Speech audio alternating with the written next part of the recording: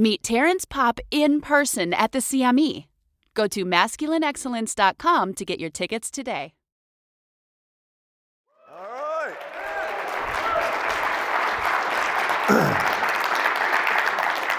All right, so in the military, since all these goddamn wars started, we've had a problem with veteran suicide. I've sat in on probably 24 suicide stand-downs that the military gives, and sometimes they bring in some contractors, and it's all the same bullshit. All right, they talk about risk factors and watch your buddy and call this number, and it really hasn't done anything to lower the suicide rate among males. So we're going to talk about that tonight. Now, I've watched almost all of the briefings. I like them all right? And this one hits really close to home for me because I was almost a victim of my own self-deletion. I'll go into detail later when I tell my story. But let us begin here. All right, we're going to go through the numbers here. All right, now this is per 100,000 meat suits. The dudes with a P-Nice, an Audi, Peg D, whatever. Now, this one goes down to age 10. 10 to 14, it's 3.1. Suicides per 100,000. I feel sorry for the kid who got his legs sawed off to make the 0.1. You got 15 to 24, 22, 25 to 44, 28, 45 to 64, 29.9. We're going to round it up to 30. We'll just take a leg off another guy. He'll be all right.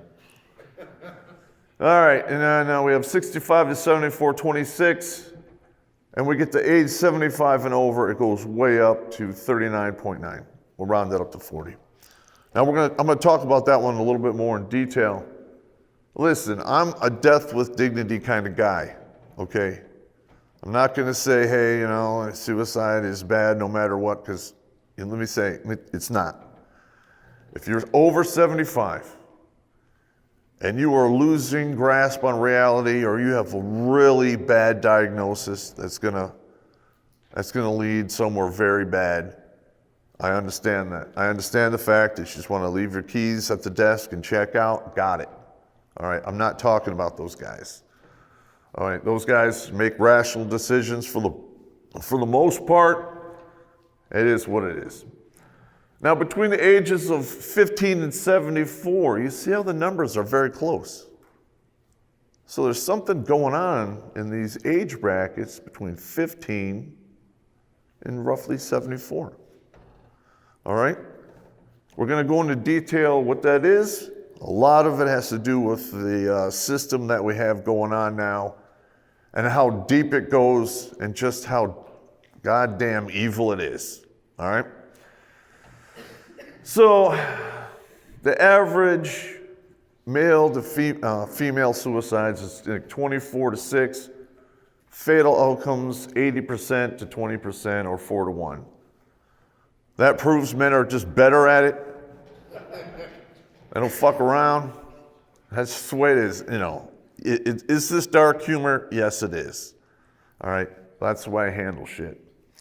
So we're going to talk about what's going on and why. All right, you see here, this is the percentage of suicide deaths by methods in the United States.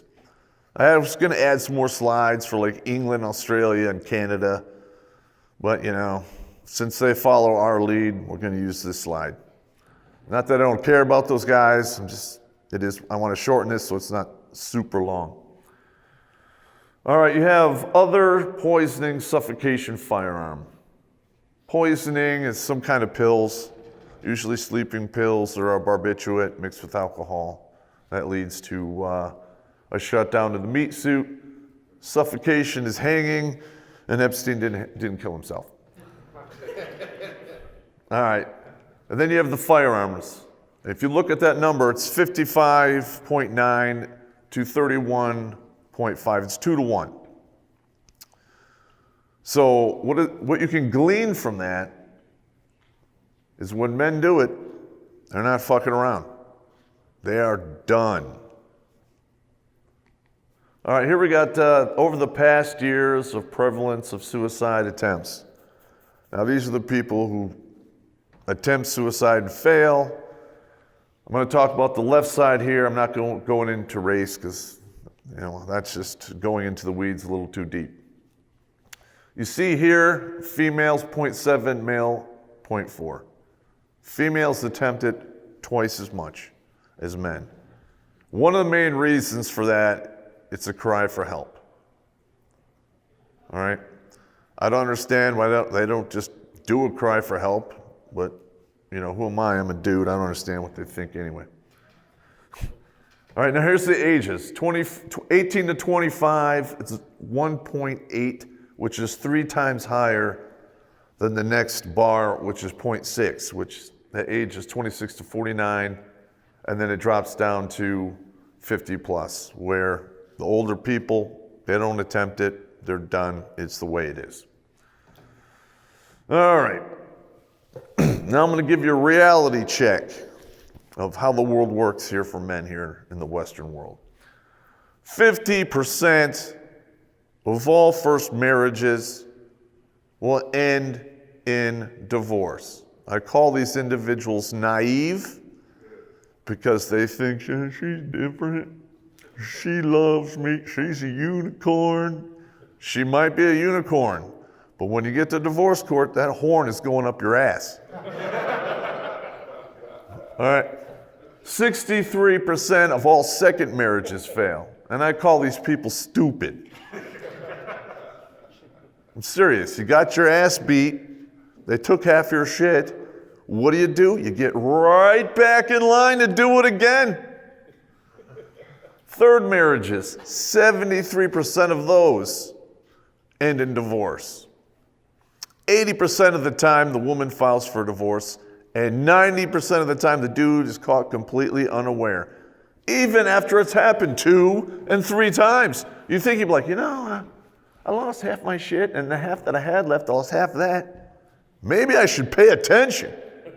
I don't know. It's just me. All right, of the 85% of the time, the mother gets full custody of the kids. All right, which I really don't understand. If the man is the primary breadwinner, they give the kids to the mother who can't support them. Why do they do that? My guess, money. It's the root of all evil. This is an evil system. There you have it. You heard it here first. Now, of the 15% of the time where the man gets custody of his children, now I figured this out by, going to Oakland County, Wayne County, Macomb County, and spending many a day watching divorce proceedings and kind of figured it out. That 7% of the time, the mother doesn't even show up. All right?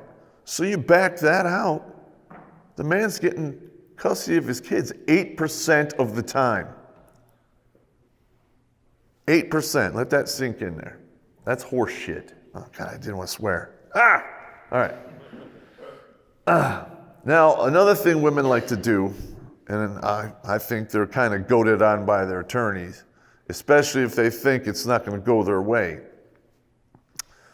The claims of abuse and sexual abuse, I call those the nuclear option, because it will almost always put the children in the care of the mother until they figure it out and investigate it, but they almost never reverse that decision, even if it's false or unfounded, which is a political correct term for saying false. They just don't want to tell. They don't want to look at the woman and go, hey, it's unfounded. They don't want to say, hey, bitch, you fucking lying. They don't want to say that. I would, but, I'm not a judge. All right, now, if you get hit with child support, it'll take you 3 to 5 attempts to get it lowered, or even just get a consideration to get it lowered. And in between, it's going to take 3 to 6 months to get a new court date. Because what you do is you file, you go in front of a magistrate who always nukes the dude, and then you have to appeal, go to the judge. So when you go through this 3 to 5 times. The clock keeps ticking on your child support. So say you break your leg and you can't work. The clock is still ticking. All right? You get laid off. Some crazy ass shit goes on in your life. You get cancer. It takes 5 attempts to get your child support lowered. Guess what? That could be a year and a half. Now your child support arrearages, they're $5,000 more. Now in most states, $5,000 is grounds to charge you with a felony. So they can put you in big boy jail. This isn't like county jail or some bullshit. I've talked to a lot of guys that this has happened to. And those arrearages, the judge cannot, in most states, lower those. So let that sink in. All right, now we're going to go through the risk factors for self-deletion here. All right.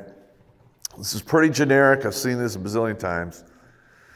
All right, now, since we have kids, there are kids in the suicide stats, I'm going to go through all of these. Being bullied at school, college, and work, a divorce, a relationship breakdown, and the funny thing is when I got that one off on this list and I cross-referenced it to England, their pie chart has 12% of the people committing suicide or going through a divorce. That's horseshit. All right. A history of physical and sexual abuse. All right. Imprisonment. Loss of a loved one through trauma and disease. Mental illness, particularly depression, or any other type of debilitating illness. Not being able to sustain meaningful relationships,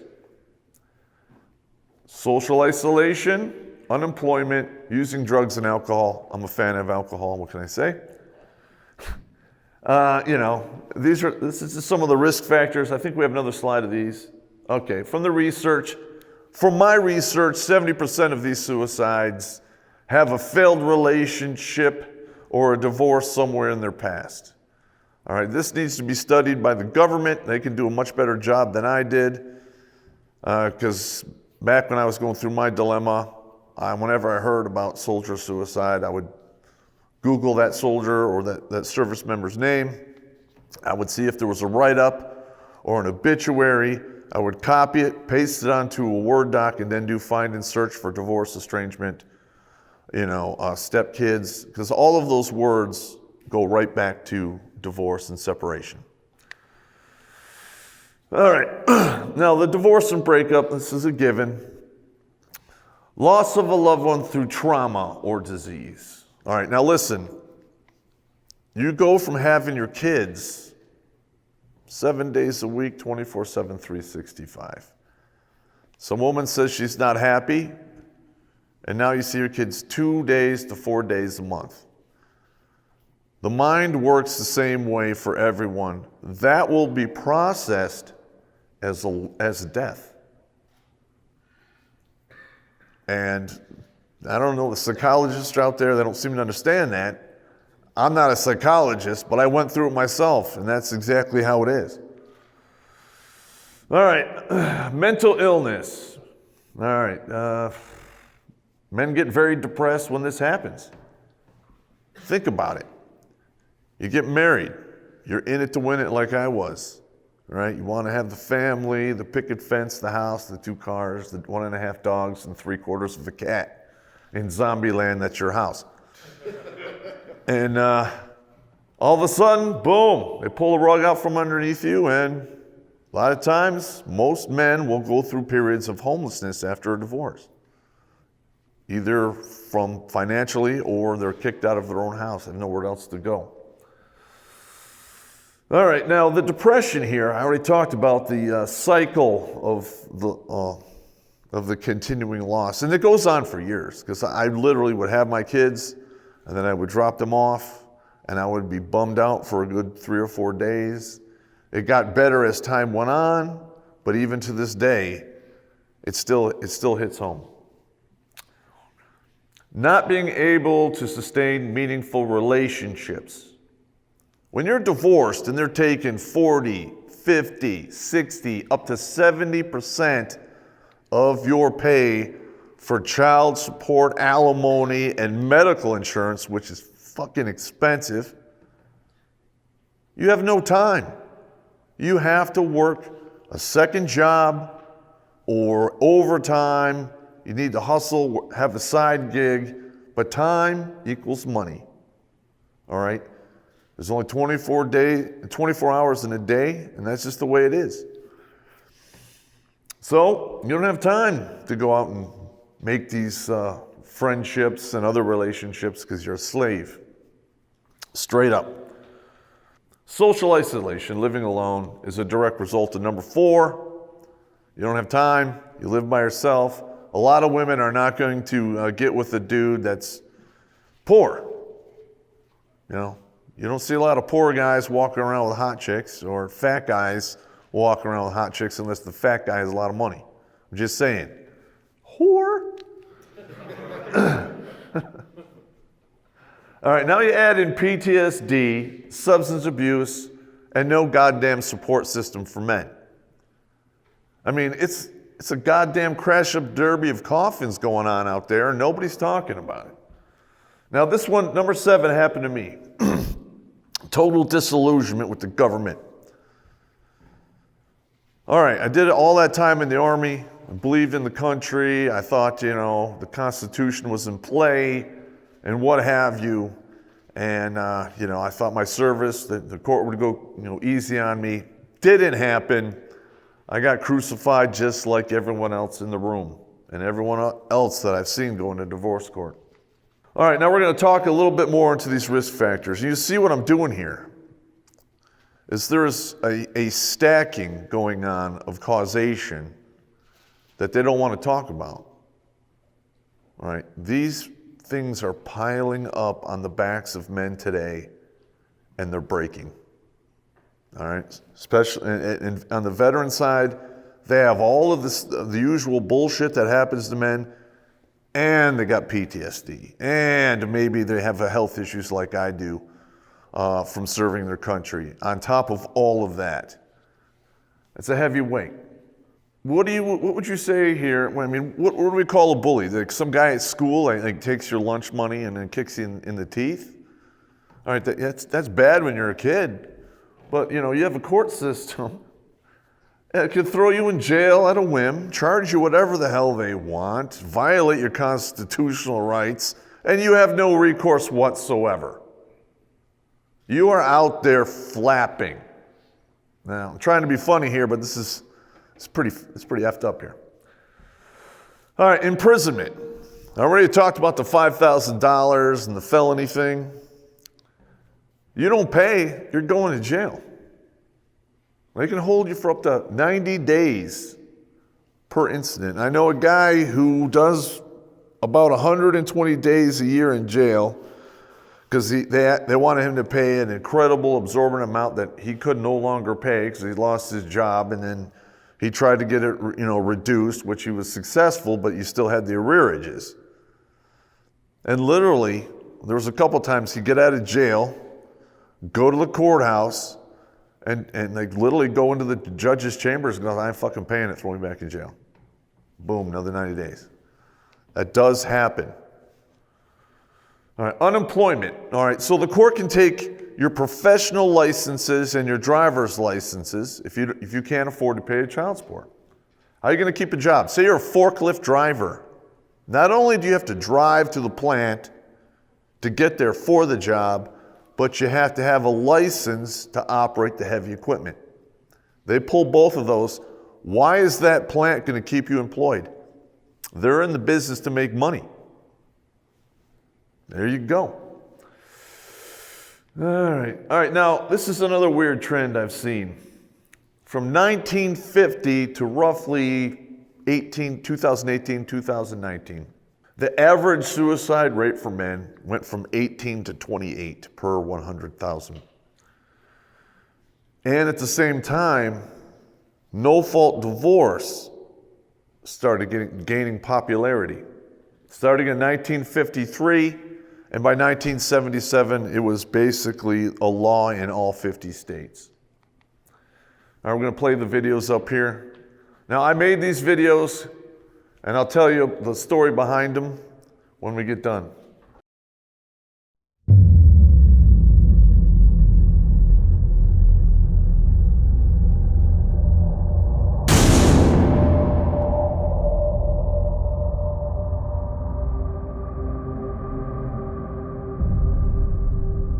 I remember the letter I got from my wife while I was in Iraq. She said she wasn't happy.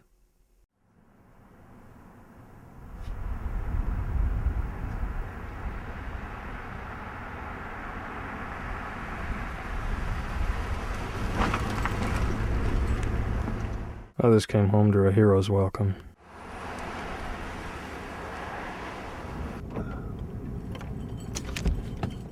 I came home to the echo of an empty house.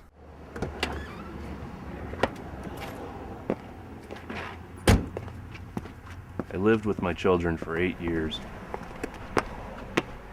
I raised them when my wife worked. I fought for joint custody. I was called a murderer and an assassin in front of a judge. Why should I miss out on raising my children just because she isn't happy? I make $45,000 a year. She makes 40. After taxes, child support, child care, health care, I have $18,000 a year left to live on. I followed the rules. I went to the so-called friend of the court for some relief. They just said, it's the law. Then I got laid off from work. I went there again, 4 times. Showed them the paperwork. And each time they told me I was in skilled trades and it should be easy for me to find a job.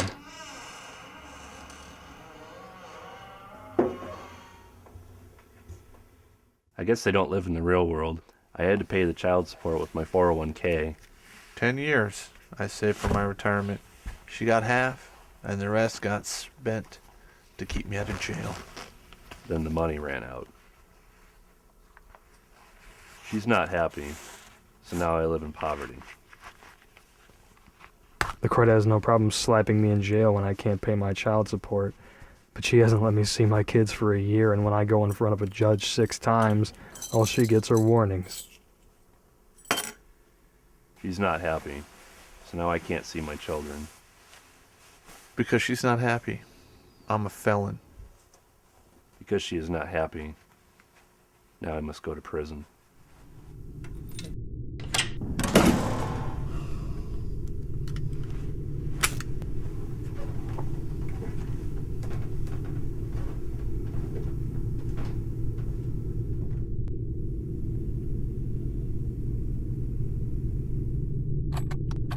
I got called up to go to war for my country. I got sent 7,000 miles away to bring freedom to those oppressed. Now my country has stripped me of my children. Now my country has forced me into poverty and servitude. Now my country has turned me into a criminal and has doomed me to prison. All because she was not happy.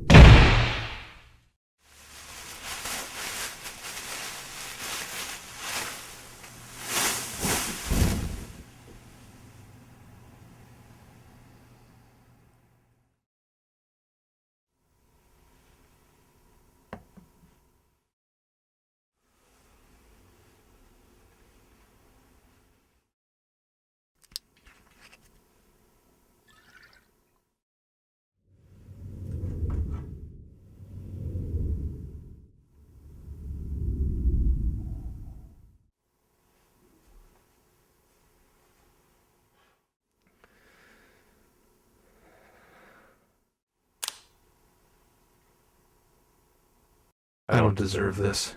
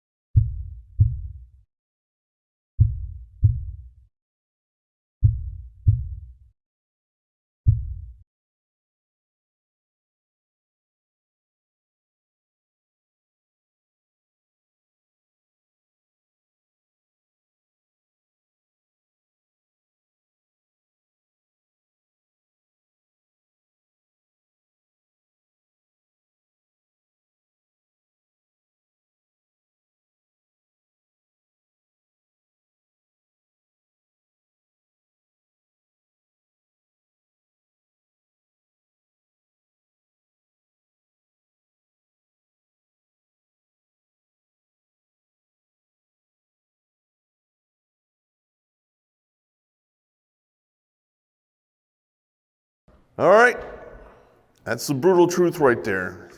And hopefully you guys like that. I myself thought it was really good, and it was the first project we worked on with Blake, and he knocked it out of the goddamn park. Now this next one, this particular one didn't happen to me exactly. For a little while it did. A lot of servicemen, they get divorced. Most, in fact, in my 33 years, I know maybe 2 couples that are together from when I first came in to today. The rest have been divorced. These guys have kids, they get divorced, the woman just leaves the state, and he has to go to his next duty station. Maybe she made some bullshit up, got him, restraining order so he can't see his kids. And how is he going to fight it? Because he's, hundreds, if not thousands of miles away. So a lot of these guys, every holiday and birthday, they buy their kid presents, and they set them aside in a room on the outside chance that one day when these kids become adults, they'll get to give them all their shit that they didn't get when they were growing up.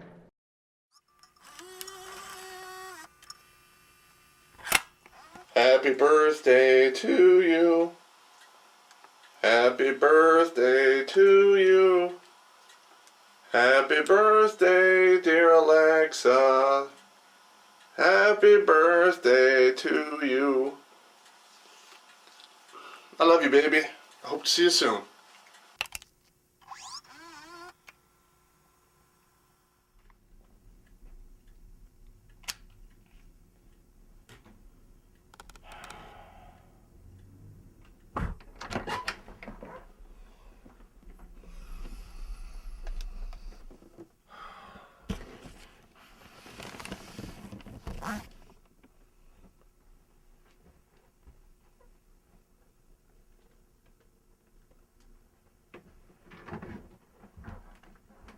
The bike you'll never ride.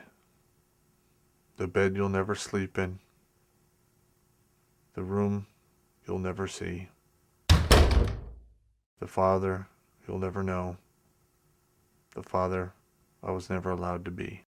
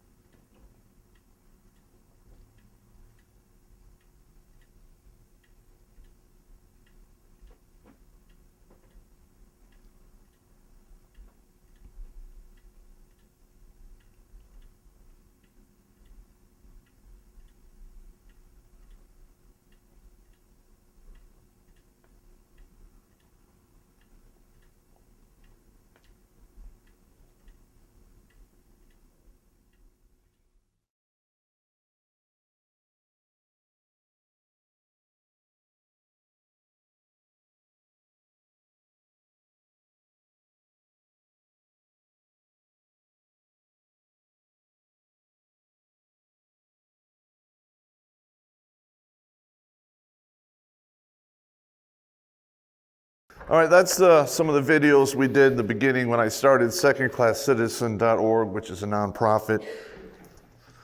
As you can see, those are incredibly brutal videos, and I could not, in good conscience, keep doing that for the rest of my life. It's just a recipe for disaster. All right, my story. Allegedly, so I want to put that out there so I don't get sued.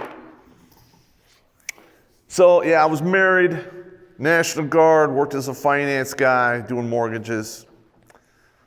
Got the mole border to go to Iraq, and I was a member of Company F425, Airborne Infantry Long Range Reconnaissance. So, it is what it is. I packed up my shit, and I kissed my kids and my wife goodbye. Little did I know it would be for the last time for a while. And I went to war. It was a fucking war. You got mortared. It was crazy. It is what it is. And then on August 28th, 2004, 3 clicks south of a city called Ramadi in the country of Iraq, roughly, I think it was 3:30-ish in the afternoon. My vehicle was hit with a roadside bomb, which consisted of 40 to 60 kilograms of whatever they had to blow up, similar to C4 or RDX. And it hurt me quite badly. I didn't know how bad at first. I had the headaches and the confusion and, numb spots on, but I sucked it up until August 31st of that same year. I woke up with the left side of my face drooping and suffering from stroke-like symptoms. So a week later, around November 6th or 7th, I got medevaced out of Iraq to Germany. And I had to do the long process of rehabilitation. Now, a head injury is probably one of the worst things you could suffer. I would say the worst things. It's like the top 5 or 6. Because the thinking meat behind your eyeballs and between your ears who makes you who you are is not working the way it used to work. And it never will again.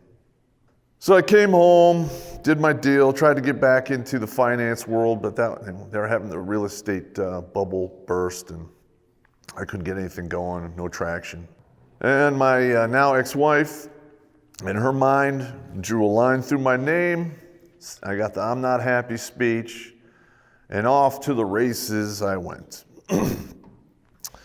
Now in court, I was called a murderer and an assassin. I knew it was going to go very poorly for me, and it did. Fortunately, later on I was able to get, a good amount of time with my kids, but that cost a lot of money and a lot of time. I had PTSD, physical problems, I had the monkey on my back, all this bullshit, my world had been crushed. I really couldn't find a job, but I was basically getting hammered for the child support. I did find a job with Edward Jones, but just starting out, the money that they give you to for expenses, I had like $100 to live on. So I lived out of my car for like 6 months, unemployed or homeless. Now, luckily I had a car, but because I would stay in there 3 to 4 nights a week. And then I would go to a buddy's house, sleep on the couch for a day, shower up. You don't want to be a burden on anyone. It's the way it is. And fortunate for me, I had a lot of pull, and they got me back in the Army. And I'd been working at my job for about a year, and I, still going through all the horse shit with my kids and stuff. And that was it for the Popster, man. I literally was planning my exfil off this mortal coil. I'd planned it out, and I picked a day. It was like maybe 5 or 6 days away when a former commander of mine came to see me.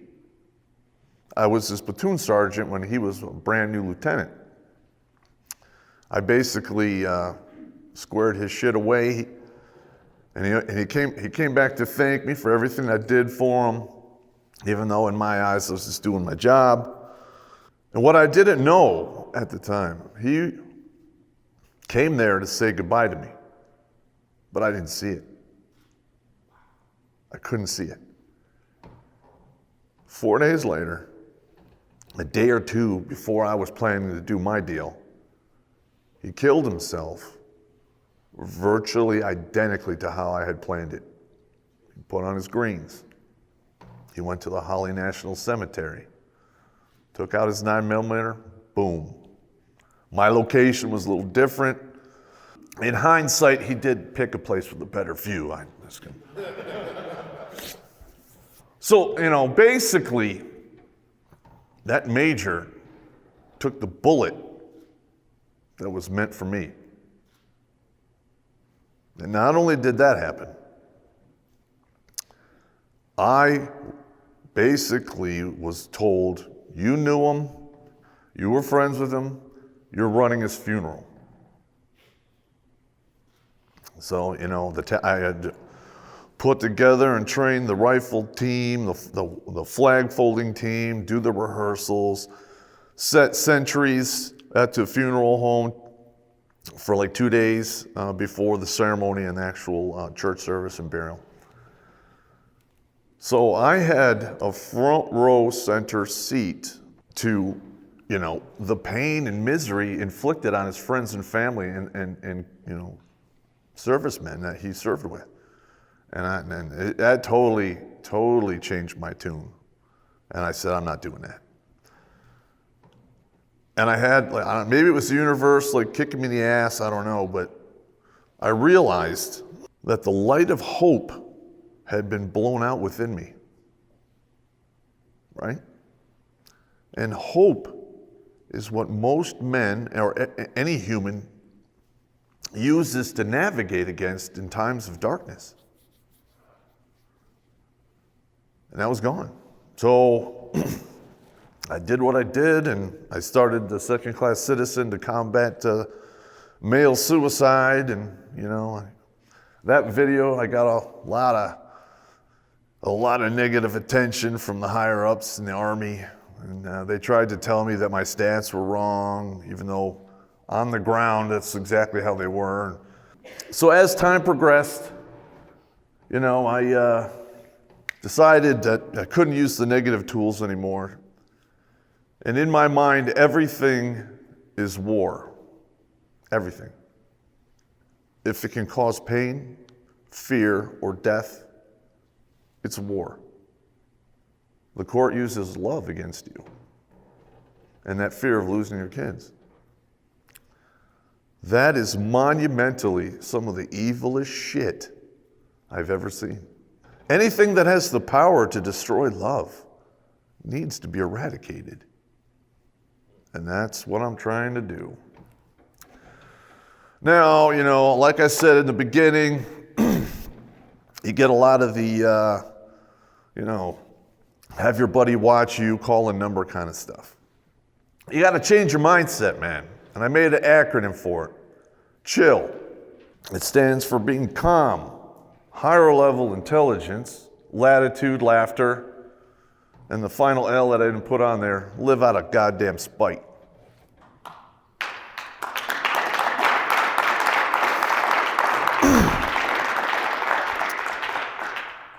Now, in the beginning, when this happens, you're going to be angry, you're going to hate, it's going to be unbelievable, just the seething rage within you, right? And when you're operating like that, whenever you let anger or hate touch the steering wheel, it always drives you to ruin. So you have to remain calm. I'm not saying get rid of the anger and hatred, because Lord knows I have not, nor will I ever. But in my mind, when I was recovering from the head injury, I had to redo my software and my thinking meat. I basically have assigned anger and hatred to the boiler room, and all I ever do is shovel coal into the fire to give me drive. But the higher, calm, logical mind touches the steering surfaces of me. Now, you got to remember that, because you make irrational goddamn decisions in the moment, and people are hurling themselves off of objects, they're hanging themselves, they're shooting themselves. And here's another phenomena. I've seen many, many servicemen start the divorce process, and then they die in some accidental way, like alcohol poisoning, or they drive their motorcycle at 160 miles into a viaduct, or they get hit by vehicles. I mean, some of it's pretty bad, and I have a saying, people will love you less if you cause or make a mess, so be polite if you're going to do that. I'm not encouraging, but I'm just saying, I've seen some pretty egregious shit. Use your intelligence, all right? You can use your intelligence to adapt and overcome. For instance, I know a couple dozen guys who are getting creamed in child support. The guy had a trade license. He was a plumber. He opened his own plumbing business. And he subcontracted his services to his former employer. And then he juggled his books like Bozo the Clown. So he no longer had to pay, I think he was paying like $2,300 a month. He got it knocked down to like $900 to $1,000, which still a little on the high side, but it's manageable for most middle-class guys. Lateral thinking.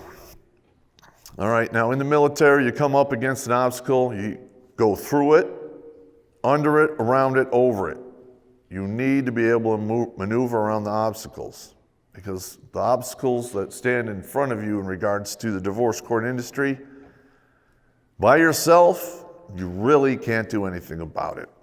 All right, you're just gonna have to, pull a Barry Sanders and run yourself through the line and get a touchdown at the end of the game. All right, now I already said live out of spite. All right, don't ever allow anyone to push you to the point where you're going to choose a permanent solution to a temporary problem.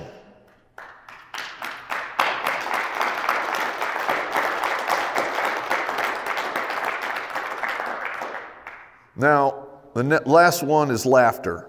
Now, all of the servicemen here know, because, when the nature of the beast, there's all of the crazy wazoo crap, the hurry up and waits, the last second equipment changes, mission switches. You have incompetent people, cowards, what have you. And to adapt in that world, you have to maintain your sense of, I almost said it, humor. But, and the servicemen have this tool, but they're so caught up in the anger and hatred, they forget about it. Because I can't tell you how many times I hadn't eaten in 3 days. I'm on my last half quart of water.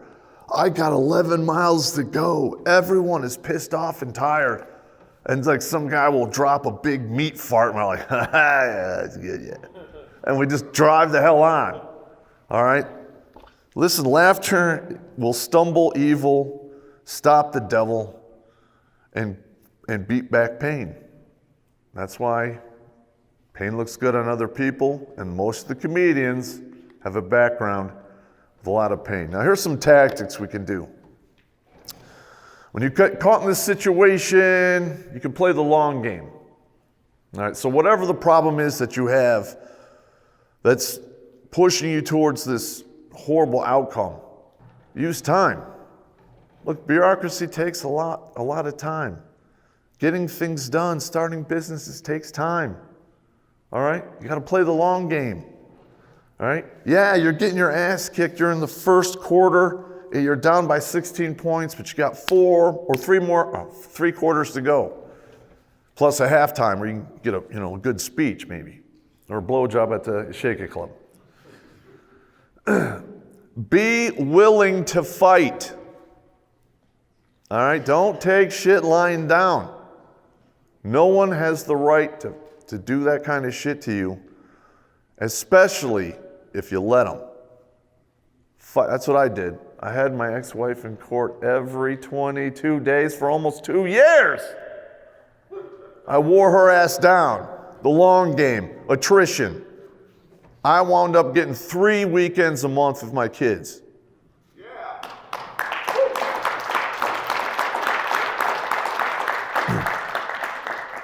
Next one, fight dirty.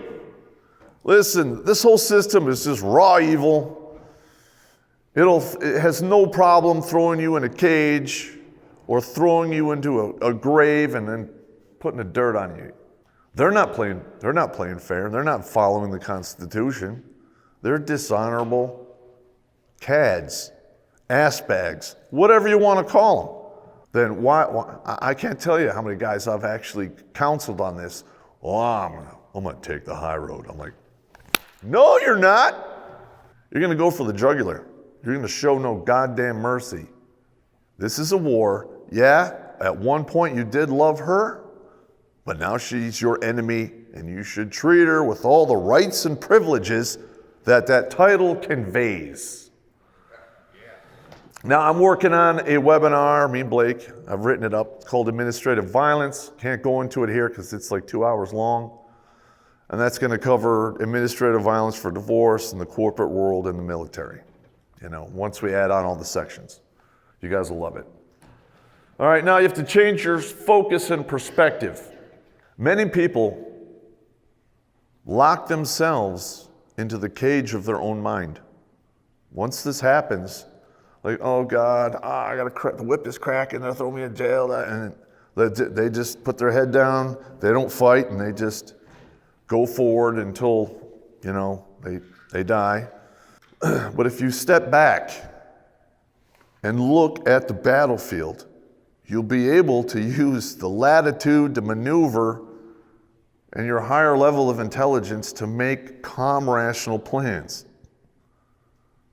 Calm, rational plans almost never go to the final option unless you're over 75, you got bone cancer diagnosis, and you're gonna ride it out as long as you can. It is what it is. Leapfrog your fighting. You gotta break down the war into pieces. If you go in there and you're like, I gotta fight this goddamn, this behemoth of a beast, I can't do it. But I could kick that kid's ass over there. I think I'll kick that kid's ass first and I'll work my way up to you. You gotta break it down. Last but not least, never surrender. They will try to break you.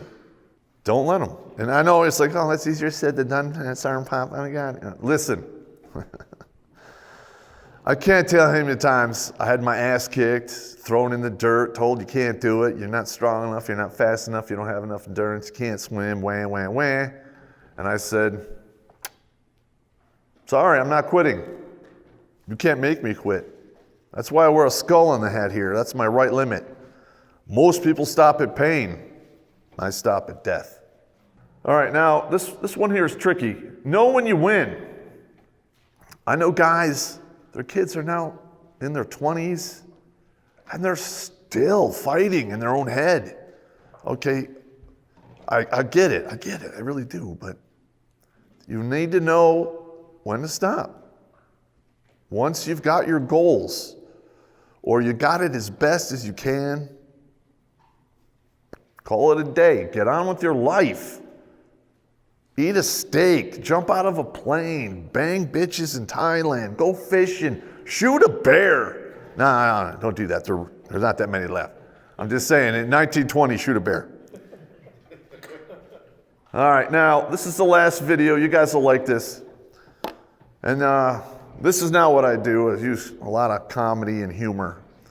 Because indirectly, using comedy and humor, I am flipping switches in your thinking meat, giving you wisdoms and lessons so you can be better men. Now, this particular video,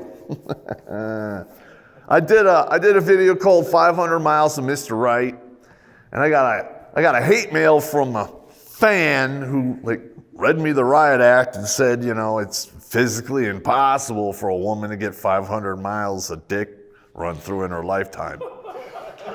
Challenge accepted. I don't really sleep, so I screw with people. It's like a hobby. I get on Craigslist and I go to LA and New York City. I go to the Women Looking for Men and I pick fights with these ladies and send them ridiculous videos. And some of the responses I get back are hilarious. And this is one of them.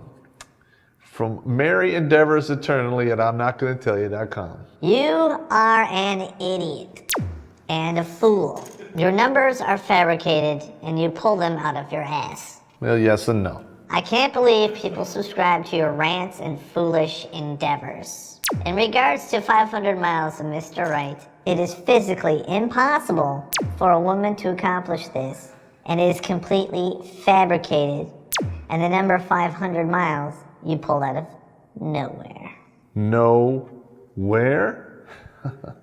I know where. Bend over and I'll show you.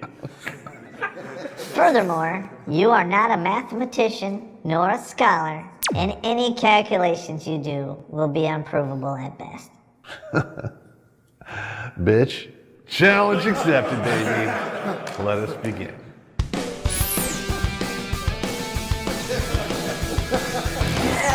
Are we good?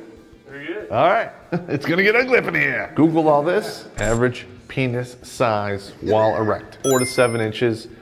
I went with the number 6. This is half of 1 foot. Dick by the foot. Average ejaculate size between 1 and 5 milliliters. I took an average of 3 milliliters. Tablespoon or half a shot of NyQuil. It's not really that much, but math works. It adds up, and in the end, it's brutal. Average length of a sexual encounter, 14 minutes. Oh, you mad minute men out there and 2-minute tigers, you make us all look good. Winning! You know, I'm being kind of conservative on this number of 30 strokes a minute, because some guys go a lot faster, and some of you go way slower, you 2-pump chumps out there. Inches in a mile, 63,360. I can drive a Volvo through your vulva. Sexual activity years, 13 to 50. I know some of them start at 13. They can start later and go later. It is what it is. This is really just a conservative estimate. Average sexual encounters a week is like 1 to 3. For purposes here, we use 2. Milliliters per gallon, 3,785.4. All right, the math is pretty simple. No craziness here. This is wrong on so many levels. Who does this? Oh yeah, Pop the Crazy Guy does. You take 14 minutes, times it by 30 in and outs. You come up with a number of 420 in and outs per session. You can get to 500 miles a lot quicker if it's 10 inches long. You multiply 420 in and outs by 12 inches because you have to have the in and out, because that's how this whole thing works. You come up with 5,040 inches per encounter. And I actually came up with that in my sleep because I'm so disturbed by this email. I actually thought about it in my dreams. Dick by the foot would be a better title. How many inches are in a mile? I divide that number by 5,040, 12.57 SEs per mile. All right, so once you can figure out 1 mile, you can figure out 500. 12.57 SEs multiplied by 500 miles, 6,285 sexual encounters between 13 and 50 equal 500 miles. Man, that's a lot of sex. Or is it? That's 37 years, 6,285, and I divided it by 37, 169.88 sexual encounters per year, which is really feasible. It's 1 day on, 2 days off. Is it in? I don't know. 6,285, and I multiplied that by 3 milliliters, 18,855 milliliters of Richard salad. Got her in! Oh. You're drowning your salad. 18,855 divided by 3,785 milliliters, which is in a gallon. 4.98 gallons of Richard salad dressing. Kind of got a low-grade nausea going on because I'm envisioning 5 gallons going into 3 orifices, which equals basically 100 miles to the gallon. If your vag is a con, they don't sell a piece. If you're not satisfied with the number of 4.98 gallons of Richard salad, can you imagine your girlfriend showing up to go to bed wearing a raincoat and having an umbrella? Don't worry. Here at Ridiculous, we've got visual aids. Winning! Hey, my vagina is 8 miles wide. Absolutely everyone can come inside. Oh yeah, it is. And yeah, a whole lot of Richard salad here. But this one here, don't worry about this one, because you're drinking that one. It's going into slot A. Oh yeah. Listen to the sloshing. Oh yeah. Yeah, it's still going. Hope that tastes good. A little salty. That's just wretched. This one here, this is a mane and tail because it's going in your hair, on your face, back and belly. So here we go. Yeah. Your hair looks so shiny. It has such good body. Your skin is so smooth. You got it on my face. Healthy hair and body, baby. This one's going in the slot C. Oh yeah, there we go. Does the body good. Now you gotta be careful now, because this 2.5 gallons, this is where your 2 fornication trophies come in. Fortification trophies are more than just ones that you put in a car seat. They could be the ones you're trying to cure with penicillin, injections, unicorn blood, what have you. Oh, it's spilling out. It's spilling out. If you're a dude and you can fire that all at once, you'd drown her. This is the 2.5 fortification trophies. 2.5.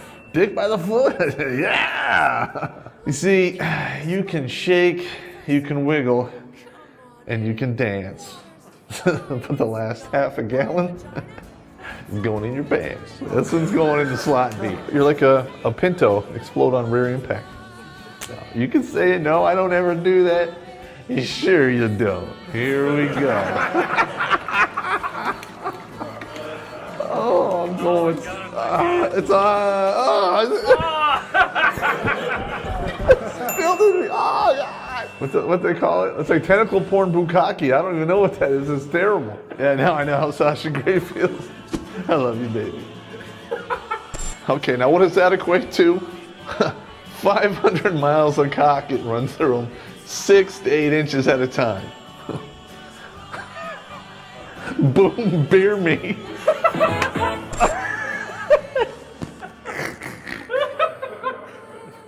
Oh my God. This is so nasty and wrong. Anyway, everybody, this is Redockless.com. Challenge accepted. Mathematically proved 500 miles of Mr. Right is totally plausible. And I measured out the gallons of cum. Edit that out. Nice night. Oh, God. Everyone can come inside. If you're ever frightened, just run and hide. See, I told you the visual thing is just gonna put it You up. don't want to feel it to the rib. Yeah, you do. Oh my God. That is funny. Dick by the foot. Oh man, I don't even want to go there and add up all the gallons of all the fluids between both people at once and some. Oh, you got that spilling in my face? Oh, I'm going.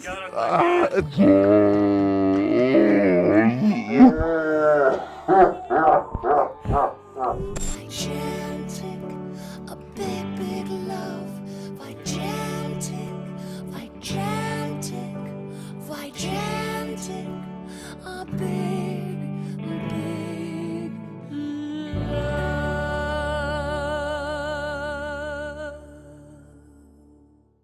All right. Apparently, I ran over my time, but you can see using humor like that is way more healthy than the negative ones in the beginning. So there's no time left for question and answers, but I'll be walking around. You can talk shit to me, whatever. Tell you hate my shit. I don't care. All right? Take it easy.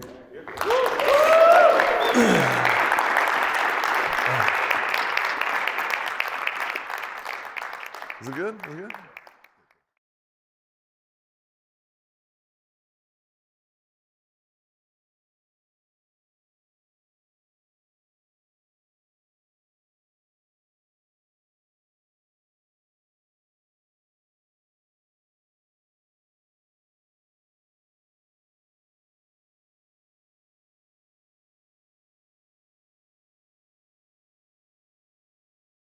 I don't really sleep, so I screw with people. It's like a hobby. I get on Craigslist and I go to LA and New York City. I go to the Women Looking for Men and I pick fights with these ladies and send them Redockless videos. And some of the responses I get back are hilarious. And this is one of them. From Mary Endeavors Eternally at I'mNotGonnaTellYou.com. You are an idiot and a fool. Your numbers are fabricated and you pull them out of your ass. Well, yes and no. I can't believe people subscribe to your rants and foolish endeavors. In regards to 500 miles of Mr. Right, it is physically impossible for a woman to accomplish this, and it is completely fabricated, and the number 500 miles you pulled out of nowhere. Nowhere? I know where. Bend over and I'll show you. Furthermore, you are not a mathematician nor a scholar, And any calculations you do will be unprovable at best. Bitch. Challenge accepted, baby. Let us begin. Yeah! We're good? Very good. All right. It's going to get ugly up in here. Google all this. Average penis size while erect. 4 to 7 inches. I went with the number 6. This is half of 1 foot. Dick by the foot. Average ejaculate size between 1 and 5 milliliters. I took an average of 3 milliliters. Tablespoon or half a shot of NyQuil. It's not really that much, but math works. It adds up, and in the end, it's brutal. Average length of a sexual encounter, 14 minutes. Oh, you mad minute men out there and 2-minute tigers, you make us all look good. Winning! You know, I'm being kind of conservative on this number of 30 strokes a minute because some guys go a lot faster and some of you go way slower, you 2-pump chumps out there. Inches in a mile, 63,360. I can drive a Volvo through your vulva. Sexual activity years, 13 to 50. I know some of them start at 13. They can start later and go later. It is what it is. This is really just a conservative estimate. Average sexual encounters a week is like 1 to 3. For purposes here, we use 2. Milliliters per gallon, 3,785.4. All right, the math is pretty simple. No craziness here. This is wrong on so many levels. Who does this? Oh yeah, Pop the Crazy Guy does it.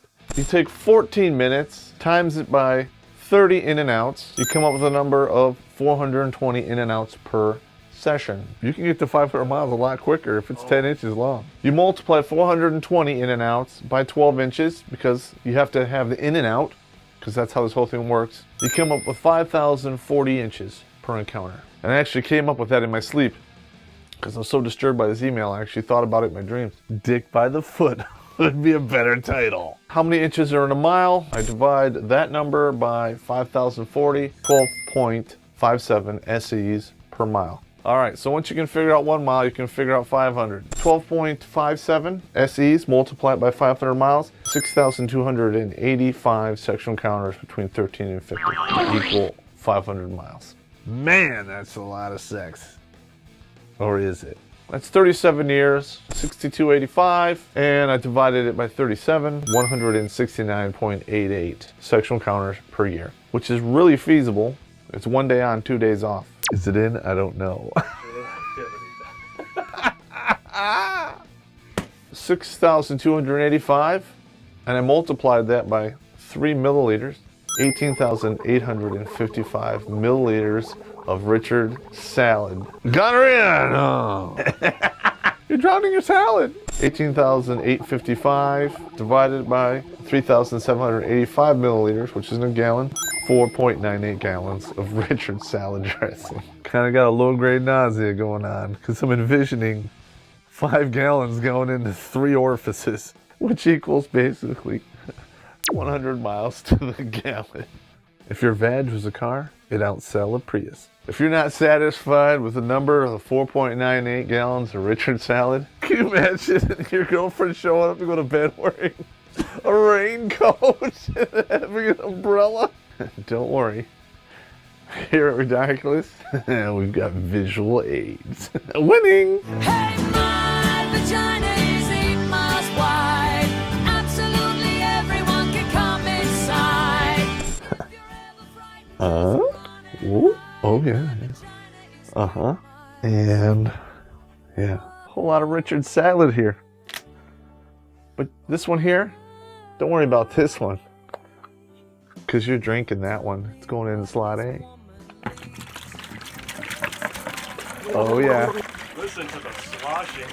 Oh yeah. This is all in your mouth. Yeah, it's still going. Hope that tasted good. A little salty. This is wretched. This one here, this is a mane and tail because it's going in your hair, on your face, back and belly. So here we go. Yeah. Your hair looks so shiny. It has such good body. Your skin is so smooth. You got it on my face. Healthy hair and body, baby. This one's going in the slot C.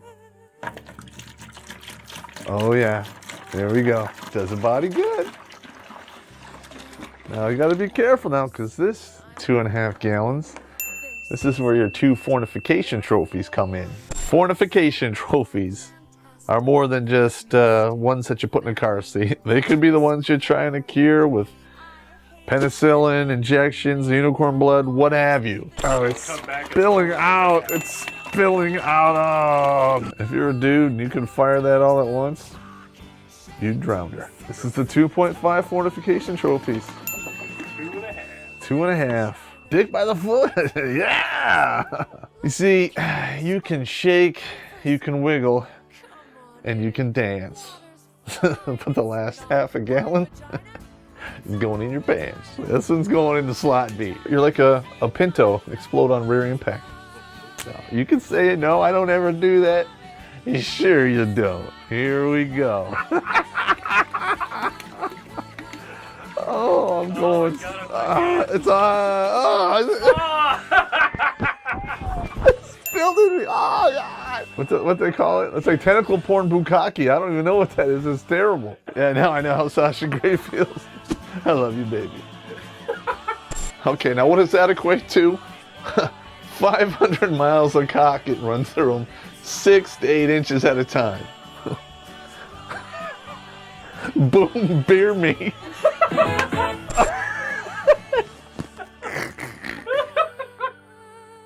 Oh my God, this is so nasty and wrong. Anyway, everybody, this is Redarkless.com. Challenge accepted. Mathematically proved 500 miles of Mr. Right is totally plausible. And I measured out the gallons of cum. Edit that out. Nice night. Oh, God.